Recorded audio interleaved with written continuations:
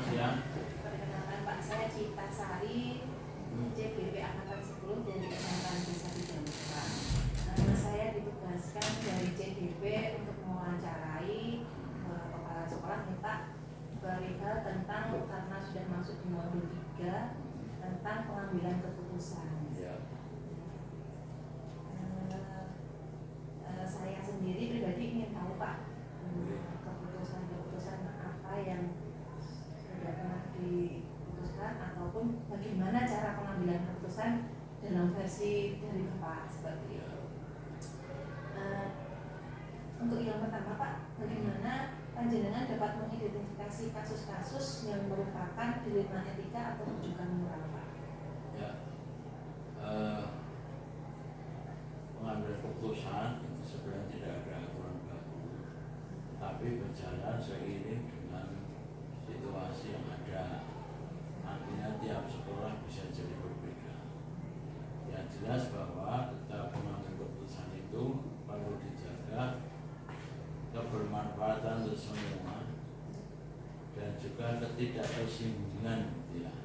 Nah, kalau kita mengambil keputusan yang tidak bijak akan membuat beberapa pihak akan tersinggung, akan terlukai.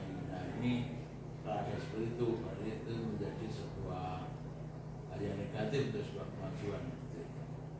Nah, kaitannya dengan tadi yang ditanyakan tentang apa tadi? Dilema etika. Ya, memang kita identifikasi hanya sih mestinya kita ada kasus begitu karena kita tidak hidup sendiri, kita punya keluarga, kita punya tetangga, kita punya siswa, sementara semuanya berjalan bersama. Nah, maka ini ya pandai-pandailah memilah dan memutuskan mana yang harus didahulukan.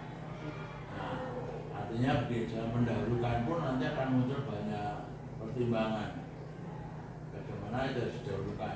Sebagai contoh begini, ketika kita punya balita sakit, sudah harus mengajar, maka kalau saya pilih kursi balitanya dulu, mengajar ditinggal dulu, ya, dan lain-lain semacamnya, ya. Itu bisa untuk dikondisikan. Biasanya kita ada jam mengajar, tetangga kita meninggal dan mungkin pemakaman saat yang bersamaan. Nah, itu bisa kita tukar jadwal sebenarnya. Ya, bagaimana adakah lain yang bisa kita tukar jadwal sehingga kita bisa ke sana dan nanti kita tukar lagi dengan situasi yang lain di hari yang lain, di waktu yang lain seperti itu. Nah, jadi ini bisa bermacam-macam bagaimana kita pertimbangan untuk itu. Nah, selama ini juga termasuk bagaimana saya mengizinkan Pak minta izin untuk memeriksakan anak, saya selalu silahkan. Bagi saya keluarga itu nomor 1. Nah, kita kerja atau keluarga, jangan sampai ketika kita kerja itu keluarga yang terbengkalai. Tapi jangan sidik-sidik sudah keluarga gitu, jangan sampai seperti itu ya. Nah, makanya perlu semacam pertimbangan dan juga hal yang mungkin perlu untuk disikapi dengan bijak. Bisa saja disikapi dengan bijak.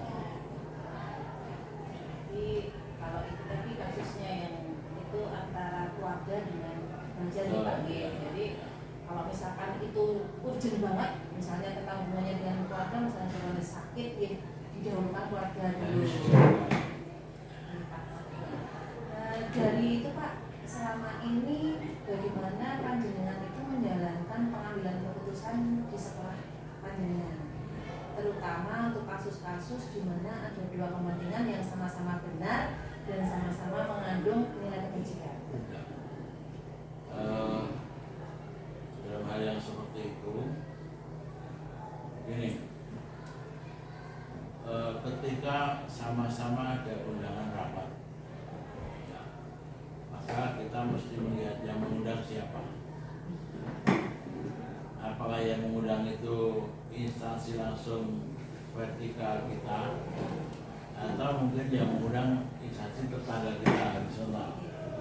Maka kalau seperti itu, maka kita harus mementingkan yang instansi vertikal kita dulu. Dinas Pendidikan Provinsi Jawa kita yang kecamatan diwakilkan dan juga kita Seluruh pelajaran hari ini telah selesai. Sampai jumpa besok pagi. kalau sama-sama dari instansi politik kita, ya kita ambil yang lebih tinggi. Kalau cabang dinas juga kita dinas pendidikan, cabang dinas sudah walaupun itu jarang terjadi karena cabang dinas itu kepanjangan dari dinas induk sehingga tidak akan mungkin bersamaan kalau ada acara. Terus seandainya terpaksa ada, maka kita harus mengatur kita bukan juga dinas induk dan cabang dinas bisa kita pakaikan. Jadi yang ketiga kadang kita berpikir urgensinya saat itu yang kalau si A lebih urgen maka kita datangi si B bisa kita wakilkan. Nah seperti itu. Jadi kadang kita memiliki banyak acara, banyak kepentingan, banyak undangan di hari yang sama. Ya maka kita atur. Seperti kemarin saya menjanjikan untuk ikut diskusi terkait ini visi dan misi Mobil Penggerak. 2 orang guru sudah menghubungi saya menyatakan bisa. Dan MGMP Fisika Pak Pri minta dibuka ya, saya menyatakan bisa. Kemudian ada Zoom dari Kementerian Kesehatan RI, oke. Tapi ternyata ada rapat komite jam 2 siang.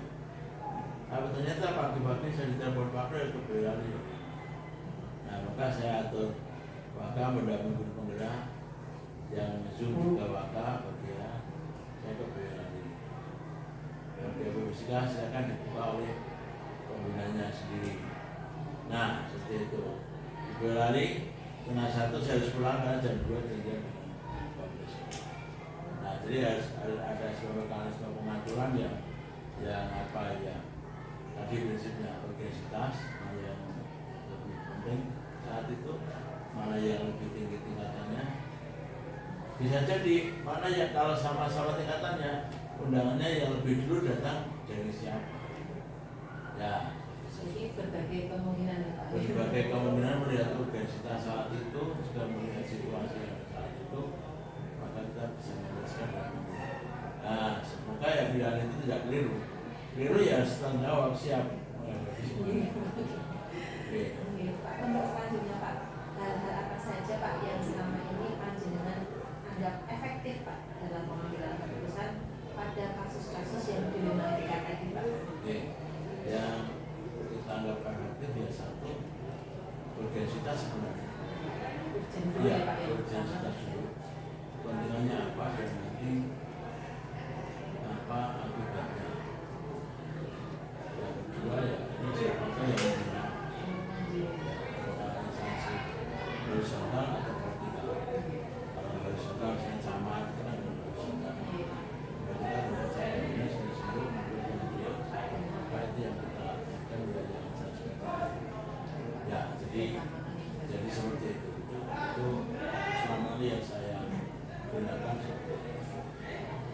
Pak, selanjutnya hal apa saja Pak yang selama ini merupakan tantangan ya Pak dalam pengambilan keputusan dalam kasus-kasus tersebut? Pasti ada tantangannya. Ya, tantangannya ya kalau keliru siap dimarahin itu saja. Kalau perlu siap diingatkan, kalau perlu siap dibimbing, siap-siap untuk berkomunikasi lebih lanjut. Pernah karena yang urgen itu mendadak sementara posisi di tempat lain, ya kami harus ngomong mohon maaf posisi saya di luar kota, jadi kita tidak bisa menghadiri. Artinya konsekuensinya Pak besok harus hadir di sini. Karena pernah saya alami seperti itu. Kalau saya di Blora jam segini nih di Blora jam 3:30, ternyata ada undangan dari dinas induk jam 4 sore. Sudah telepon ke Kajabdin, mohon maaf Bapak tidak bisa saya hadir karena perusahaan di Blora. Siap dengan semua resiko. Nah, oke, tidak apa-apa, tapi besok pagi harus datang di jam 7. Siap. Nah, Jadi tetap harus ada komunikasi yang ya, baik, Pak. ada komunikasi. Memberitahukan Mengapa tidak bisa hadir memenuhi itu? harus kita komunikasikan lebih baik. Nah, saya juga harus logis. Iya. Nama di Blora dan ada apa. Iya. Untuk selanjutnya Pak, panjenengan memiliki jadwal tertentu dalam penyelesaian kasus, kemudian menyelesaikannya pada saat itu juga atau ada jeda atau bagaimana Pak? Dalam menyelesaikan kasus tidak punya jadwal tertentu saja, tapi saya berusaha kalau kasus itu cepat bisa kita selesaikan, kita selesaikan. Kalau mungkin memerlukan waktu apa tambahan, misalkan ada sebuah kasus, kita harus mendalami itu lewat beberapa orang. Ya, kita harus lewat beberapa orang dulu sebelum kita memutuskan kasus itu. Nanti saya tidak punya jadwal tertentu, tetapi yang bisa cepat ya dipercepat, yang mungkin butuh pendalaman ya kita tidak mau cepat. Keliru kalau itu takut itu keliru gitu ya. Jadi karena pengetahuan tentang kasus itu yang belum cukup, kita putuskan, kita khawatir keliru, maka untuk keterangan tambahan yang memakan lebih dari waktu yang biasa. Berarti kalau yang bisa diselesaikan sekarang ya sekarang, kalau misalkan ada memerlukan waktu gitu. Selanjutnya lagi Pak, dalam pengambilan keputusan yang selama ini panjenengan lakukan itu, apakah ada yang membantu Pak dalam pengambilan keputusan panjenengan? Oke. Yang membantu saya wakil sebagai biasanya dan beberapa guru yang memang kami nilai memahami masalah itu. Ya itu yang jadi hampir semua guru kadang berperan membantu. Dan tiap masalah karena kami beberapa guru, maka ya guru itu yang biasa saya agak. Jadi kalau masalah terkait kayak ketenagaan ya kita sama KTU sama humas. Kalau masalah terkait bagaimana pelaksanaan sebuah program pembelajaran ya kurikulum, kita ajak ngomong bagaimana alternatifnya. Kurikulum punya membantu juga kita libatkan begitu.